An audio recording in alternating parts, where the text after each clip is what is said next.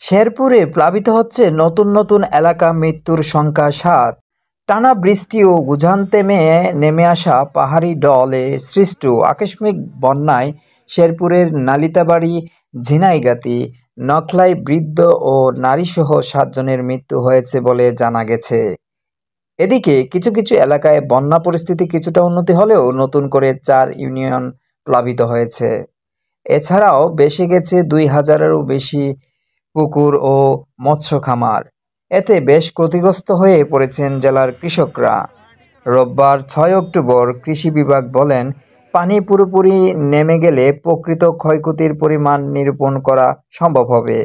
জেলার সব সরকারি শিক্ষা প্রতিষ্ঠানকে আশ্রয়কেন্দ্র হিসেবে ঘোষণা ও বন্যা কবলিত এলাকায় জেলা প্রশাসনের পক্ষ থেকে ত্রাণ বিতরণ করা হয়েছে এবং প্রশাসনের সহযোগিতায় রাতভর পানিবন্দী মানুষের উদ্ধার কাজ পরিচালনা করেন স্বেচ্ছাসেবী ও সেনাবাহিনীর সদস্যরা। জেলা প্রশাসক তরফদার মাহমুদুর রহমান বলেন, অবিরাম বৃষ্টি ও ডলের পানিতে হাজার মানুষ পানিবন্দী হয়ে পড়েছে। তাদের অনেকেই আশ্রয় কেন্দ্রে রয়েছেন। সেনাবাহিনী ও ফায়ার সার্ভিস উদ্ধার কাজে সহযোগিতা করছে।